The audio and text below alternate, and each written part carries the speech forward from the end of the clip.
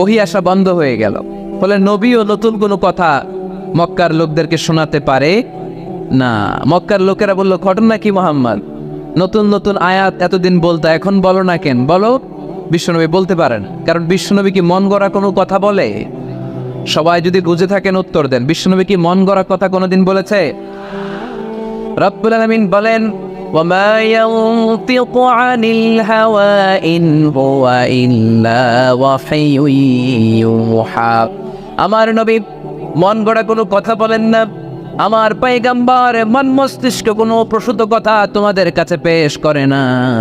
আকাশ থেকে জিব্রাইল মারফত যা তিনি শুনতে পান তা তিনি মক্কাবাসীদের কাছে পৌঁছে দেন। সুবহানাল্লাহ। তো নাজিল হতো, নবী পৌঁছে দিতেন। এখন বন্ধ, পৌঁছাতে পারে না। সাইয়েদনা জিব্রাইল আলাইহিস সালাম আর কোরআন নিয়ে আসে না। রাসূল সাল্লাল্লাহু আলাইহি ওয়াসাল্লাম নতুন কোনো কথা শোনাতেও পারে না। মক্কার লোকেরা হাসাহাসি শুরু করলো, হাততালি দিতে শুরু করলো। মুহাম্মদ, তোমার আল্লাহ তোমারে বর্জন করেছে, তোমার আল্লাহ তোমারে ভুলে গেছে। নাউজুবিল্লাহ পড়তে পারলেন না? ইন্না মুহাম্মাদান ওয়াদ্দাআহু রাব্বুহু ওয়া ক্বালা। এই মক্কার লোকেরা শোনো, মুহাম্মদের রব তো মুহাম্মদের ভুলে গেছে। মুহাম্মদের দিকে ফিরেও তাকায় না, আর নতুন কোনো আয়াত পাঠায় না। আবুল আহাবের স্ত্রী উম্মে জামিল বলতে শুরু করলো, ইন্না শাইতানাকা কাদ তারাক। মুহাম্মদ, তোমার কাছে যে একটা শয়তান আসতো জিব্রাইল নামে, ওই শয়তানটা আর আসে না। না, নাউজুবিল্লাহ পড়েন। সবাই টিটকারি করে।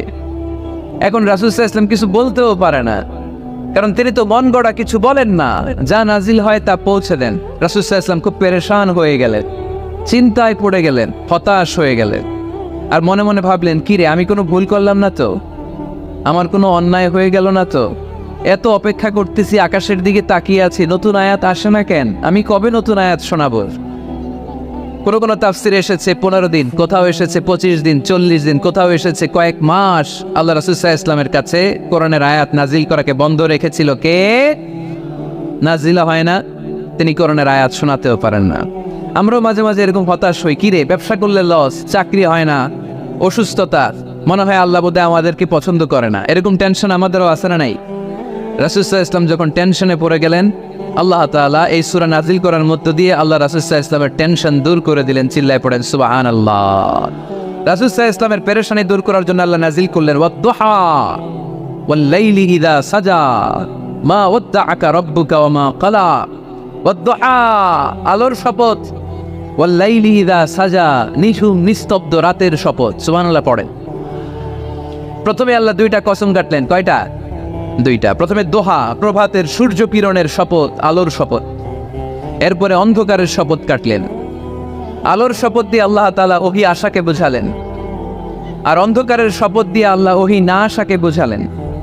আল্লাহ বুঝাতে চাইলেন, নবী, সব সময় আলো থাকলে ভাল লাগে না। 24 ঘন্টায় যদি সূর্যের আলো, এখনো সূর্যের আলো, সকালেও সূর্যের আলো, খালি আলো আর আলো, ভাল লাগবে? কথা বলেন না কেন?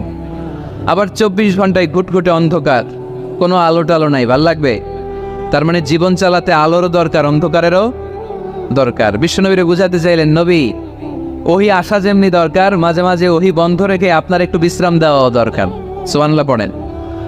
সরকারি চাকরি যারা করেন, সপ্তাহে কয় দিন জব করেন? জোরে বলেন। 5 দিন। বাকি 2 দিন কি করেন? বিশ্রাম নেন, ছুটিতে থাকেন। 7 দিনে যদি কাজ করা লাগতো, ভাল লাগতো? কথা বলেন না কেন? ভাল লাগতো না। আবার 7 দিনে যদি ছুটি থাকতো, ভাল লাগতো না। তার মানে কাজেরও যেমনি দরকার, বিশ্রামেরও দরকার, ঠিক কিনা? আল্লাহ বুঝাতে চাইলেন, নবী, কাফেরদের কথায় কান দিবেন না। ওরা বলে, আমি আপনারে ভুলে গিয়েছি। না না, কোশ্চিন কালেও না। আমি আপনারে কেমন করে ভুলে যাই? আপনি আমার বন্ধু। আমি ইচ্ছা করেই ওহী নাজিল বন্ধ রেখে কিছুদিন আপনারে ছুটি দিলাম। আল্লাহর পক্ষ থেকে আমি আপনার জন্য বিশ্রামের ব্যবস্থা করে দিয়েছি। নবী, বিশ্রামের ব্যবস্থা করে দিলাম, কারণ প্রতিদিন ওহী নাজিল হলে এটা পৌঁছে দেওয়া, এটা চারটেখানি কথা নয়। ওহীর বাণী, এটা কোনো মন্ত্রীর বাণী না। ওহীর বাণী, এটা কোনো প্রেসিডেন্টের বাণী না। ওহীর বাণী প্রধানমন্ত্রীর বাণী না। ওহীর বাণী রাজা বাদশার বাণী নয়। ওহীর বাণী আমাদের কাছে পাঠিয়েছে কে? এই কালামুল্লাহ মাজিদের ওজন আসরা নাই। আল্লাহ বললেন, ইন্না সানুলকি আলাইকা কওলান সাকিলা। নবী গো, কোরআনের বাণী এটা হালকা কোনো বাণী নয়, এটা ভারী একটা বাণী। এই বাণী যদি আমি সাগরে নাজিল করতাম, এই কোরআনের বাণী যদি আমি জঙ্গলে নাজিল করতাম, আর এই কোরআনের পানি যদি আমি পাহাড়ের মধ্যে নাজিল করতাম, কোরআনের ভারে বড় বড় পাহাড়গুলো মুহূর্তের মধ্যে ভেঙে চুড়ে খান খান হয়ে যেত। লাউ আনজালনা হাযাল কুরআন আলা জাবালিন লারাআইতাহু খাশিআম মুতাসাদ্দিআম মিন খাশিয়াতিল্লাহ। নবী হে, এই কোরআনকে আপনার উপর নাজিল না করে যদি আমি হিমালয় পাহাড় মাউন্ট এভারেস্টের উপর নাজিল করতাম, আমেরিকার আলাস্কা মাউন্টেন রেঞ্জের উপর নাজিল করতাম, ইউরোপের আল্পস পর্বতমালায় নাজিল করতাম, আমি যদি বড় বড় তুর পাহাড়ের উপর নাজিল করতাম, আপনি দেখতেন কোরআনের ভারে পাহাড়গুলো ভেঙে চুড়ে খান খান হয়ে গিয়েছে। তার মানে কোরআনের ওজন আছে না নাই? কোরআনের বাণী কি পাতলা, হালকা না ভারী? সবাই বলুন, হালকা না ভারী? কতটা ভারী? রাসূল সাল্লাল্লাহু আলাইহি ওয়াসাল্লাম যখন ওটের উপর বসে থাকতেন, তখন কোরআনের আয়াত নাজিল হলে ওটের পা মাটির মধ্যে দেবে যেত। ঘোড়ার উপর যখন বসে থাকতেন, তখন কোরআনের আয়াত নাজিল হলে ঘোড়া মাটিতে বসে যেত। মাঝে মাঝে আল্লাহ রাসূল সাহাবীদের পায়ের উপরে মাথা রেখে ঘুমাতেন। সাইয়েদনা যায়েদ রাদিয়াল্লাহু তাআলা আনহুর পায়ের মধ্যে, রানের মধ্যে মাথা রেখে বিশ্বনবী একবার ঘুমালেন। যায়েদ রাদিয়াল্লাহু তাআলা আনহু বলেন, অনেকক্ষণ বিশ্বনবী শুয়ে রইলেন, কিন্তু আমার কষ্ট হয় নাই, আমি টের পাই নাই। কিন্তু হঠাৎ বিশ্বনবীর উপর কোরআন যখন নাজিল হওয়া শুরু হয়ে গেল, আমার মনে হলো বিশ্বনবীর মাথার ওজন উহুদ পাহাড়ের সমান ভারী হয়ে গেছে। এতক্ষণ ধরে বিশ্বনবীর মাথার কোনো ওজন নাই। হঠাৎ যখন কোরআনের আয়াত নাজিল হতে লাগলো, দেখলাম বিশ্বনবীর মাথার ওজন এতটা বেড়ে গিয়েছে, আমার মনে হচ্ছে আমার পায়ের হাড্ডি আর রান ফেটে মুহূর্তের মধ্যে খান খান হয়ে যাবে। তার মানে কোরআনের আয়াত সবসময় রিসিভ করা, ওহি সবসময় নেয়া এবং ওহির বাণী পৌঁছে দেয়া, এটা সাধারণ কোনো কাজ নয়। সব সময় ওহি লাগাতার নাজিল হলে নবীর কষ্ট হয়ে যাবে। এজন্য নবীর কষ্ট দূর করার জন্য সরকারি চাকরি যারা করেন যেমনি ছুটি পান, নবীকে একটু ছুটি আর বিশ্রামে রাখার জন্য আল্লাহ তাআলা ইচ্ছা করেই ওহি নাজিল বন্ধ রেখেছেন। চিল্লায় পড়েন সুবহানাল্লাহ। এজন্য আল্লাহ তাআলা নবীর আশ্বস্ত করে বললেন, নবী ওয়াদ-দুহা ওয়াল-লাইলি ইযা সাজা মা ওয়াদ্দা'আকা রাব্বুকা ওয়া মা ক্বালা ওয়ালাল আখিরাতু খায়রুল লাকা মিনাল উলা ওয়ালা সাওফা ইউ'তিকা রাব্বুকা ফাতারদা। পড়েন আল্লাহু আকবার। সূরার শুরুতে আল্লাহ শপথ কাটলেন দুইটা। কয়টা? সবাই বলেন, আরো জোরে বলতে হবে, কয়টা? তাহলে শপথের পর্ব শেষ। শপথ যখন শেষ, তারপরের তিনটি আয়াতে কনফার্মেশন। আল্লাহ তাআলা তার নবীকে কনফার্ম করেছেন যে নবী আমি আপনার সাথে আছি, নবী আমি আপনার সাথে আছি। এই এলাকার ওসি সাহেব যদি আপনারা বলে আমি আপনার সাথে আছি, সাহস লাগবে না? এসপি সাহেব যদি বলে আপনার সাথে আছি, সাহস লাগবে না? এমপি সাহেব যদি বলে সাথে আছি, সাহস লাগবে? প্রধানমন্ত্রী যদি বলে ভয় নাই, সাথে আছি, সাহস লাগবে না? ডোনাল্ড ট্রাম্প যদি বলে ভয় নাই, সাথে আছি, সাহস লাগবে? আর রাজাদিরাজ, মালিকুল আমলাক, গোটা বিশ্বের সব রাজাদের রাজা, মহারাজা আল্লাহ যদি বলে সাথে আছি, সাহস লাগে কি লাগে না? বিশ্বনবীরে সাহস জোগালেন। পরের তিনটা আয়াতে আল্লাহ তাআলা নবীরে বললেন, নবী ভয় নাই, never lose hope, never give up, never be frustrated, আর হতাশ হবেন না, আমি আপনার সাথে আছি। চিল্লায় পড়েন সুবহানাল্লাহ। তারপরের তিন আয়াতে দিলেন তিনটা রিমাইন্ডার, নবী আপনারে কি কি নেয়ামত দিছি শোনেন, এগুলো মনে রাখেন, ভুলে যায়েন না। আর সর্বশেষ তিনটা আয়াতে তিনটা ওয়ার্ক প্ল্যানস, মানে গাইডলাইন, কর্মসূচি দিয়ে আল্লাহ সূরাটারে শেষ করেছেন। পড়েন আলহামদুলিল্লাহ। দুইবার যখন আল্লাহ শপথ করলেন, আলোর শপথ, অন্ধকারের শপথ, তারপর আল্লাহ কনফার্মেশন করে বললেন, নবী মা ওয়াদ্দা'আকা রাব্বুকা ওয়া মা ক্বালা, নবী হে আমি আপনারে ভুলি নাই, আমি আপনারে ছাড়ি নাই।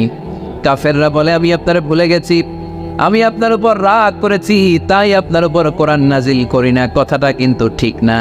আমি আপনারে ভালোবাসি, মহব্বত করি, ইচ্ছা করে আপনারে ছুটি দেওয়ার জন্য, কয়েকদিন বিশ্রামে রাখার জন্য ইচ্ছা করেই কোরআন নাজিল বন্ধ রেখেছি। মা ওয়াদ্দা'আকা রাব্বুকা ওয়া মা ক্বালা। কাফেরদের কথার জবাবে তিনি বলছেন, না আমি আপনারে ভুলি নাই, আমি আপনার সাথে আছি। সুবহানাল্লাহ পড়েন। সাথে আছে কে? আরো জোরে বলেন। রাস্তায় হঠাৎ অ্যাক্সিডেন্ট হয়ে গেছে, বাঁচাবে কে? বলতে হবে সাথে আছে কে? আমাদের সাথে আল্লাহ আছে। এরপর আল্লাহ বললেন, ওয়ালাল আখিরাতু খায়রুল লাকা মিনাল উলা। ও নবী, মক্কার জীবনে সাময়িক একটু কষ্ট আপনি সহ্য করেন, মদিনার জীবনে আপনার জন্য আনন্দ রেখেছে কে? আখিরাতে আপনার জন্য জান্নাতকে তৈরি রেখেছে কে?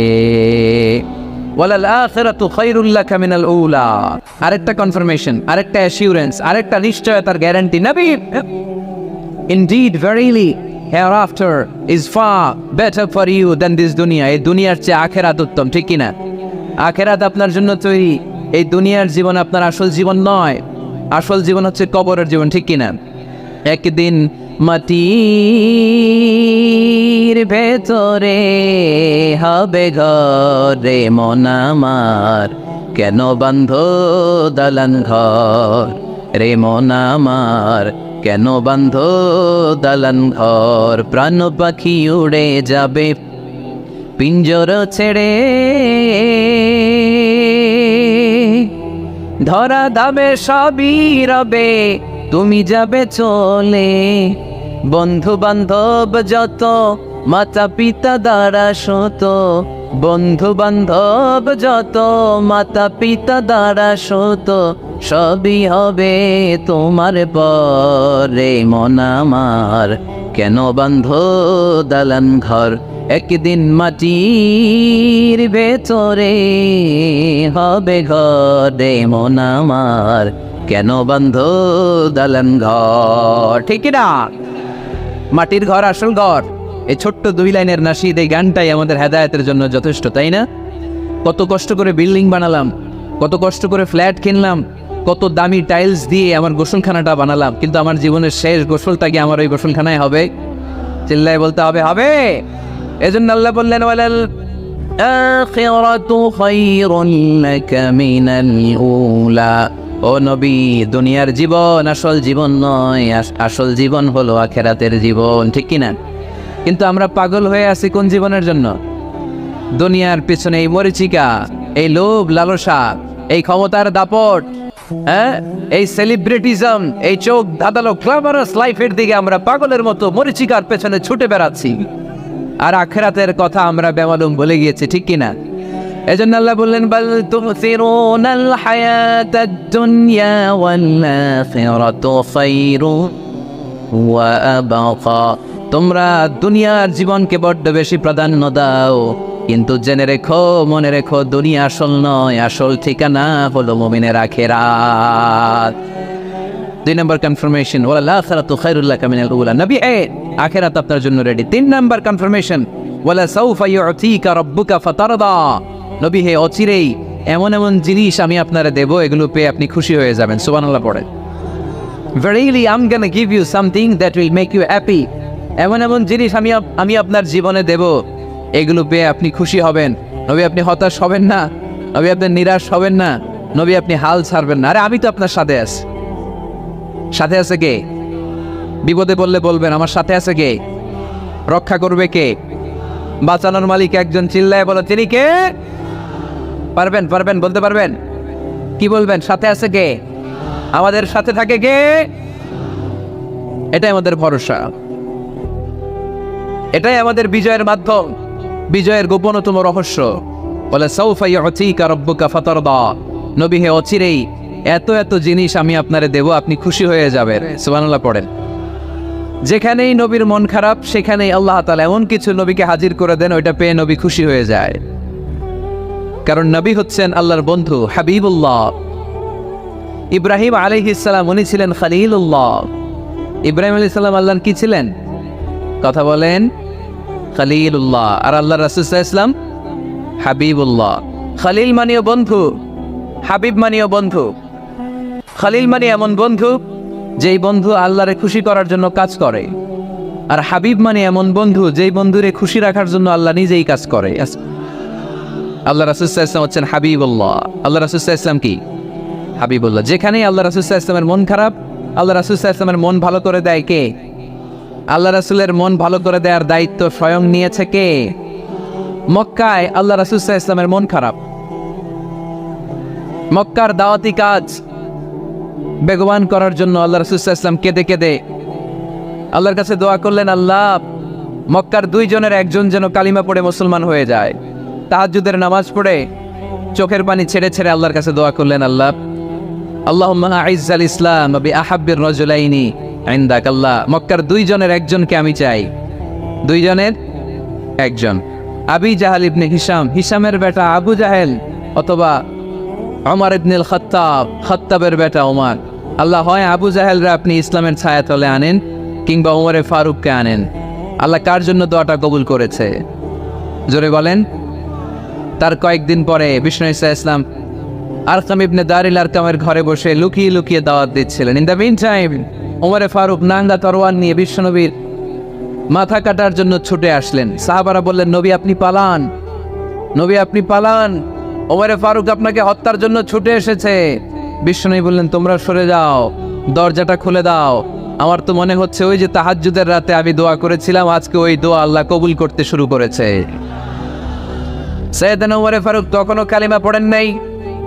দৌড়ে এসে আরকাম ইবনে আবিল আরকামের ঘরের ভেতরে ঢুকে তলোয়ারটা জমিনের মধ্যে রেখে দিয়ে আওয়াজ করে আঙ্গুল তুলে বলতে আরম্ভ করলেন, আশহাদু আল্লা ইলাহা ইল্লাল্লাহ ওয়া আশহাদু আন্না মুহাম্মাদার রাসূলুল্লাহ। সুবহানাল্লাহ পড়েন। কালিমা পড়ে মুসলমান হয়ে গেছে। বিশ্বনবী খুশি হয়ে গেলেন। ওয়ালা সাউফা ইউতিকা রাব্বুকা ফাতারদা। নবী যখনই আপনার মন খারাপ, আপনার মনকে আমি ভালো করে দিব, আপনারে খুশি করে দিব, চিল্লায় পড়তে হবে আল্লাহু আকবার। বিশ্বনবীর মন খারাপ ছিল। হঠাৎ সাইয়েদনা ওমরে ফারুকের ইসলাম গ্রহণের মধ্য দিয়ে বিশ্বনবীর মন ভালো করে দিল কে? আল্লাহ মন ভালো করে দিলেন। এবার ওমরে ফারুক বললেন, ইয়া রাসূলুল্লাহ, এই যে কোরআনের বাণী আপনি প্রচার করেন, আলাইসাল কোরআনু কিতাবুন হক, কোরআন কি সত্য কিতাব নয়? আপনারা আওয়াজ করে বলেন তো, আমাদের কোরআন কি সত্য কিতাব নয়? ইসলাম কি সত্য ধর্ম নয়? আল্লাহ কি আমাদের সঠিক রব নয়? তিনটা প্রশ্ন করলেন বিশ্বনবীকে। আপনাদের মতোই বিশ্বনবী বললেন, হ্যাঁ, কোরআনও সত্য, ইসলামও সত্য, আল্লাহও সত্য। এবার ওমরে ফারুক বললেন, ফাফিমাল ইখতিফা, নবী তাহলে লুকিয়ে লুকিয়ে দাওয়াত দেন কেন? লুকিয়ে লুকিয়ে ঘরের ভিতরে কোরআন পড়েন কেন? আজকে থেকে আমি উমর আপনার সাথে আছি। সুবহানাল্লাহ বলতে পারলেন না মজা করে? আমি উমর আছি, দেখি কে আপনারে কি করে। বের হন ঘর থেকে। ঘর থেকে বের হয়ে প্রকাশ্যে দাওয়াত দেন। বিশ্বনবী বললেন, না ওমর, এটা মাক্কি জীবন, এখানে গোপনে দাওয়াত দিতে হবে। ওমরে ফারুক বললেন, নবী তাহলে আমাকে একটা মিছিলের অনুমতি দেন। কিসের অনুমতি? আপনাদের চুয়াডাঙ্গায় মিছিল টিছিল হয় নাকি? হয় হয়। বিশ্বনবী বললেন, যাও, ঠিক আছে, মিছিলের অনুমতি দিলাম। মোট 11 জন তিনি পেলেন। হাতে গোনা অল্প কয়েকজন লোক কালিমা পড়ে মুসলমান হয়েছে। 11 জনকে নিয়ে ওমরে ফারুক 2 লাইন বানালেন, পেছনে 6 জন, সামনে 5 জন। দ্বিতীয় লাইনের নেতা বানালেন বিশ্বনবীর চাচা হামজা ইবনে আব্দুল মুত্তালিবকে। প্রথম লাইনের নেতা হলেন ওমরে ফারুক নিজেই। তারপরে এক বাক্যের একটা ভাষণ দিলেন। কয় বাক্যের? তিনি বললেন, মান আরাদা আন তাসকুলা উম্মু ইয়াতামা ওয়ালাদু তারমিলা যাওজাতুহু ফালিয়াসুদ্দানি। ওমরে ফারুক মিছিলের সামনে দাঁড়িয়ে মক্কাবাসীদেরকে শোনানোর জন্য বললেন, উদ্দেশ্য করে বললেন, কে আছো, কে আছো মান আরাদা আন তাসকুলা উম্মু, কে আছো মায়ের বুক খালি করতে চাও, কে আছো সন্তানগুলোর ইয়াতিম বানাতে চাও, কে আছো মক্কায় স্ত্রীদেরকে বিধবা করতে চাও, বুকের পাটা থাকলে আমি ওমরের সামনে এসে দাঁড়াও। কেউ সামনে আসতে পারে নাই। ওমরে ফারুক স্লোগান তুললেন, আল্লাহু আকবার, আল্লাহু আকবার, আল্লাহু আকবার। আল্লাহু আকবার স্লোগান আর কেউ শোনে নাই।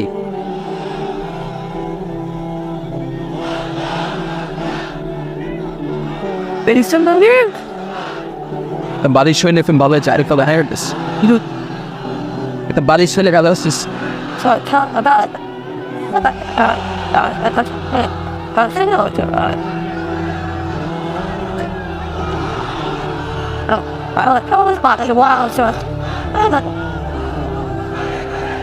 the shine. What about so he's got sorry about I believe was that the different we were new like it was in the fire that's what the good he's got other he's goes ওমরে ফারুক বললেন, কে আছো মায়ের বুক খালি করতে চাও, কে আছো সন্তানগুলোর ইয়াতিম বানাতে চাও, কে আছো স্ত্রীকে বিধবা বানাতে চাও, ফালিয়া সুদ্দানি, বুকের পাটা থাকলে সামনে এসে ঠেকাও। এই আল্লাহু আকবার স্লোগান শুরু করলেন। ওমরে ফারুক বললেন, কাবা ঘর যে ধরবো, কাবা ঘর ধরার আগ পর্যন্ত কেউ ওমরের মিছিল থামাতে পারবে? হঠাৎ মিছিল শুনে আবু জাহেল বের হয়ে এলো, উতবা, শাইবা, ওয়ালিদ ইবনে মুগীরা, সব নেতা খেতারা বের হয়ে আসলো। এসেই দেখে মিছিলের সামনে ওমর। মিছিলের সামনে কে? ওমরে ফারুককে দেখে সবগুলা দিছে দৌড়। মিছিল কেউ ঠেকাইতে পারে নাই। কাবার গিলাফ পর্যন্ত এই মিছিল চলেছে, চিল্লায় বলো আল্লাহু আকবার। ওমরে ফারুক এমন নেতা ছিলেন, শুধু আবু জাহেলই না, মুনাফিকরা ওমরে ফারুককে দেখলে ভয় পেত। এমনকি শয়তান, ইবলিস শয়তান ওমরে ফারুককে দেখলে আরেক রাস্তা দিয়ে হাঁটতো। আল্লাহ রাসূল বলতেন, মা সালাকা শাইতান সালিকান ফাজ্জান ইল্লা সালাকা ফাজ্জান গায়রা ফাজ্জিক। ওমর, শয়তান যদি তোমাকে এই রাস্তা দিয়ে আসতে দেখে, শয়তান এই রাস্তা রেখে দিয়ে আরেক রাস্তা দিয়ে হাঁটে। আবার আল্লাহ রাসূল সাল্লাল্লাহু আলাইহি ওয়াসাল্লাম বলেছেন, লা নাবিয়্যা বা'দি ওয়ালা রাসূলা, আমার পরে কোনো নবীও নাই, কোনো রাসূলও নাই, তবে লাউ কানা বা'দি নাবিয়্যুন লাকানা ওমর, আমার পরে যদি নবী হওয়ার যোগ্যতা কারো থাকে, আমার সাহাবী ওমরের সেই যোগ্যতা আছে। পড়েন সুবহানাল্লাহ। প্রভু তুমি বলেছ রাসূল দেবে না, বলনি দেবে না ওমর, বলনি দেবে না হামজা তারি, খালিদ বিজয় সমর। প্রভু তুমি বলেছ রাসূল, লবণের মতো নিত্য প্রয়োজনীয় জিনিসের দাম বাড়ানোর গুজব তোলার মতো সাহস কেউ পেত না, চিল্লায় বলো ঠিক কিনা। কোটি কোটি টাকার নোট ছিঁড়ে ছিঁড়ে কেউ পানির মধ্যে ফেলার সাহস তুলতো না, চিল্লায় বলো ঠিক কিনা। এক লোক তার স্ত্রীকে 100 তালাক দিল। কয় তালাক? আরো জোরে বলেন। এবার স্ত্রী এসে বিচার দিল, ওমরে ফারুক, আমার স্বামী আমার 100 তালাক দিস। ওমরে ফারুক বলেন, ঘটনা কি? তালাক দেবে 3 তালাক। 3 তালাক? তোমার স্বামী তোমার 100 তালাক দেয় কেন? স্বামীর ডেকে নিয়ে আস। ডেকে নিয়ে আসা হলো, জিজ্ঞেস করা হলো, কিরে কয় তালাক দিলি? কয় 100 তালাক। ওমরে ফারুক বললেন, তালাক দিবা 3টা, 100 তালাক দিলা কেন? স্বামী বলে, মেজাজ খুব গরম আছিল। মেজাজ, আমাদের মাঝে মাঝে মেজাজ গরম থাকে না? সব তালাক দিয়ে ফেলায়, তুই তালাক, তোর মাও তালাক। কত বড় ডাকাইত, বউরেও তালাক দেয়, শাশুড়িরও তালাক মারে, আছে না নাই?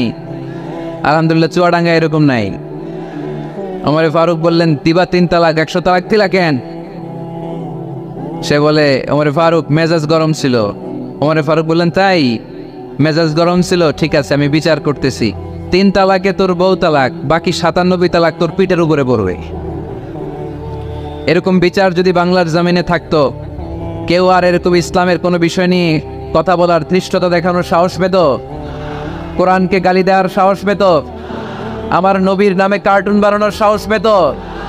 আমার নবীকে নিয়ে ফিল্ম বানানোর সাহস পেত? বিশ্বনবীকে গালি দেওয়ার সাহস পেত? ইসলাম নিয়ে কটু কথা বলার সাহস পেত? আমরা সব বিষয়ে কথা শুনতে রাজি। আমার নবীরে গালি দিলে খবর আছে না নাই? আমার নবীর দিকে যদি কেউ বা হাত তুলে তাকায়, ওই বা হাত কেমন করে ভেঙে দিতে হয় সেটাও আমরা জানি, চিল্লায় বলো ঠিক কিনা। ইসলামের বিরুদ্ধে যদি কথা বলে, ওইটা আমরা সহ্য করি না, চিল্লায় বলেন ঠিক কিনা। আমার নবীরে গালি দিলে, আমার কোরআনকে গালি দিলে, আমার আল্লাহরে গালি দিলে, আমার ইসলামকে গালি দিলে আমাদের কলিজায় আগুন ধরে কি ধরে না? নবীকে গালি দিলে কলিজায় আগুন লাগে, কোরআনকে গালি দিলে কলিজায় আগুন লাগে। কার কার কলিজায় আগুন লাগে হাত তুলে আল্লাহর দেখা।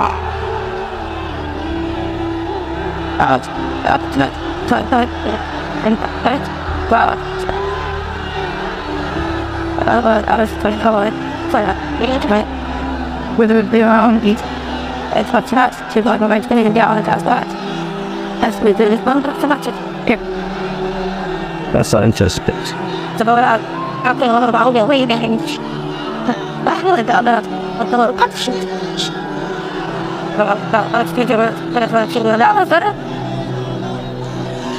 আমাদের এই উচ্ছ্বাস আল্লাহ রাসূলের ভালোবাসা, কোরআনের ভালোবাসা, ইসলামের ভালোবাসা, আল্লাহর জন্য ভালোবাসার এই উচ্ছ্বাস, এই সতেজতাকে আল্লাহ তুমি ইসলামের বিজয়ের জন্য কবুল করে নাও। আমরা একটা ওমরের অপেক্ষায়, চিল্লায় বলেন ঠিক কিনা। ওই ওমরের মতো একটা নেতা হলে বাংলাদেশ সোজা হয়ে যাবে, চিল্লায় বলেন ঠিক কিনা। ওই ইমাম মাহাদির অপেক্ষায় আমরা আছি। 7 বছরের ব্যবধানে, 9 বছরের ব্যবধানে গোটা বিশ্বকে সাম্য, মৈত্রী, ভালোবাসা দিয়ে তিনি এক করে ফেলবেন, চিল্লায় বলে ঠিক কিনা। আমরা সেই ইমাম মাহাদির অপেক্ষায়। একজন ওমরই পারে গোটা বিশ্বটারে শান্তি, সাম্য, মানবতা আর ভ্রাতৃত্বের বন্ধনে অটুট রাখতে। সে ওমরে ফারুক যখন ইসলাম ধর্ম গ্রহণ করলেন, বিশ্বনবীর পেরেশানি দূর করে দিল কে? এজন্য আল্লাহ বললেন, ওয়ালা সাউফা ইউতিকা রাব্বুকা ফাতারদা, ও নবী, অচিরে এমন কিছু আমি আপনারে দান করব, এগুলো পেয়ে আপনি খুশি হয়ে যাবেন। সুবহানাল্লাহ পড়েন। যেখানেই নবী পেরেশান, ওইখানে নবীর মন ভালো করে দেয় কে? মক্কা থেকে 80 কিলোমিটার দূরে তায়েফের ময়দান। যারা হজ উমরা করেছেন তারা জানেন, প্রায় 80 কিলোমিটার দূর এই তায়েফের ময়দানে বিশ্বনবী পাহাড়ি পথ পাড়ি দিয়ে দাওয়াত দিতে গেলেন। তায়েফের লোকেরা কি নবীর দাওয়াতে সাড়া দিয়েছে? নবীকে পাথর মেরেছে, ঠিক কিনা? রক্তাক্ত করেছে তিনটা জায়গায়। কয় জায়গায়? বিশ্বনবীর চাইতে সুন্দর মানুষ পৃথিবীতে ছিল? বিশ্বনবীর চাইতে সুন্দর মানুষ বর্তমানে পৃথিবীতে আছে? আমার নবীর চাইতে সুন্দর কোন সুপুরুষ কিয়ামত পর্যন্ত দুনিয়ায় জন্মগ্রহণ করবে? সাদা ধবধবে স্বচ্ছ শুভ্র মানুষ, এত সুন্দর মানুষ যার নুরানি চেহারা দেখলে মানুষ কালিমা পড়ে মুসলমান হয়ে যেত। বিশ্বনবীর চেহারা দেখে কাফির মুশরিকেরা কালিমা পড়ে মুসলমান হতো। আমার নবীর চেহারার মতো সুন্দর শুভ্র সাবলীল মানুষ দুনিয়ার বুকে দ্বিতীয়টা ছিল না। আমার ওই পেয়ারা নবীর গায়ে পাথর মেরেছে তায়েফের ছেলেরা। আমার নবীকে তিনটা জায়গায় রক্তাক্ত করেছে, তারপরেও বিশ্বনবী তায়েফবাসীদের বদদুয়া দেয় নাই। খেয়ে না খেয়ে দিন প্রচারের কাজে নিজেকে দিয়েছ বিলিয়ে, তায়েফের কাফিরেরা চিনল না সে আলো, দুষ্ট ছেলেদের পিছু দিল লেলিয়ে। পাথরের আঘাতে ক্ষত বিক্ষত হয়ে সারা শরীর থেকে রক্ত ঝরে। হে রাসূল তোমাকে ভুলি আমি কেমন করে, হে রাসূল তোমাকে ভুলি আমি কেমন করে। হাজার ব্যথা বেদনার পরে ফিরে আসনি তুমি আপন ঘরে, দিনের আলো তুমি ছড়িয়ে দিতে চলে গেলে মদিনায় মক্কা ছেড়ে। হে রাসূল তোমাকে ভুলি আমি কেমন করে, হে রাসূল তোমাকে ভুলি আমি কেমন করে। ঠিক কি না? ওই নবীকে ভোলা সম্ভব? ওই নবীর ভালোবাসা আমাদের হৃদয়ে আছে না নাই? বিশ্বনবীকে তিনটা জায়গায় আঘাত করল। এত শুভ্র সাবলীল সাদা দেহটা ছিঁড়ে রক্ত বের হলো। বিশ্বনবী তায়েফবাসীদেরকে বদদুয়া দেয় নাই। বিশ্বনবী তায়েফবাসীদেরকে কোরআনের দাওয়াত দিতে গেলেন, তারা কোরআনের দাওয়াত মেনে নেয় নাই। বিশ্বনবী ওযু করলেন, গায়ের রক্তগুলোকে মুছে মুছে ফজরের সময় খেজুর বাগানের সামনে দাঁড়িয়ে ফজরের নামাজ শুরু করে দিলেন।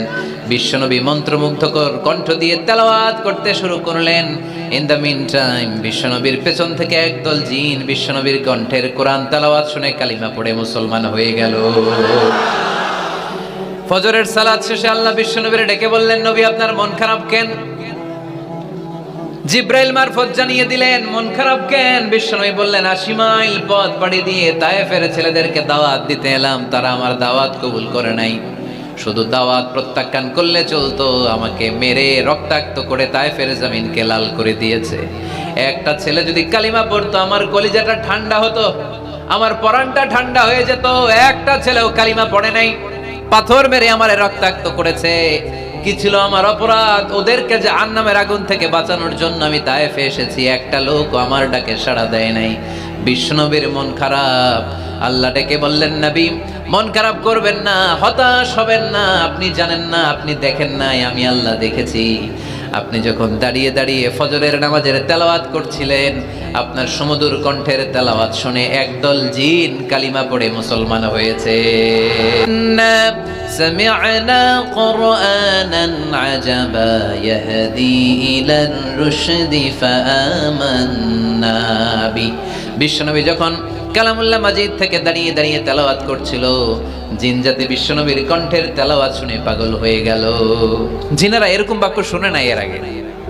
জিনেরা মিলাই, কিরে এটা তো কোনো মন্ত্র না।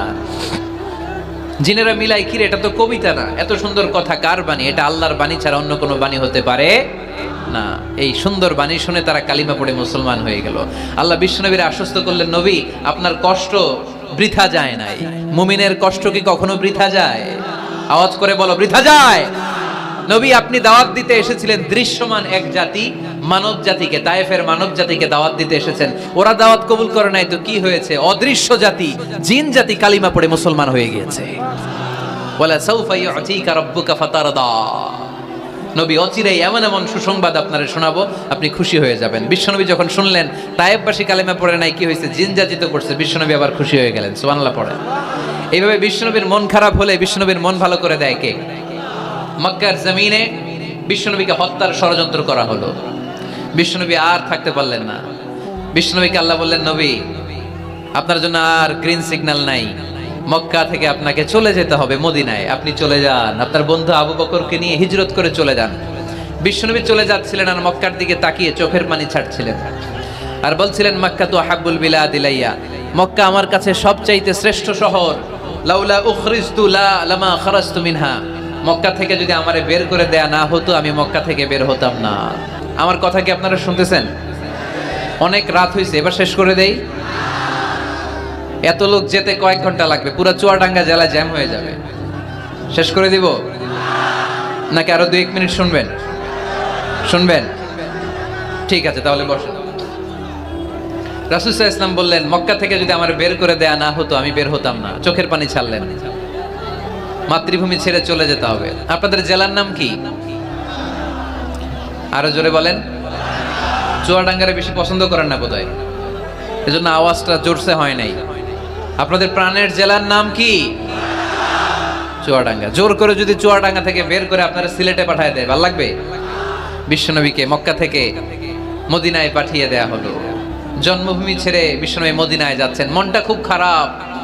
প্রথম যখন মানুষ বিদেশে যায় এয়ারপোর্টে কাঁদে না? এয়ারপোর্টে গেছেন আপনারা? আহা, পরিবার পরিজনদেরকে কেঁদে কেঁদে অশ্রু সিক্ত নয়নে বিদায় দেয়। বিশ্বনবীও চোখের পানি ছেড়ে মক্কাকে বিদায় জানালো। মন খুব খারাপ, কিন্তু মদিনায় যেয়ে দেখে এলাহি কাণ্ড। মদিনার উপকণ্ঠে সানিয়াতুল ওয়াদা নামক জায়গায় আবাল বৃদ্ধ বনিতা দফ বাজিয়ে বাজিয়ে বিশ্বনবীরে ওয়েলকাম করতে শুরু করলো। তলাআল বাদরু আলাইনা মিন সানিয়াতিল ওয়াদা ওয়াজাবা শুকরু আলাইনা মাদআ লিল্লাহি দা আইয়ুহাল মাবউসু ফিনা جئت من أمر المطاع جئت شرفت المدينة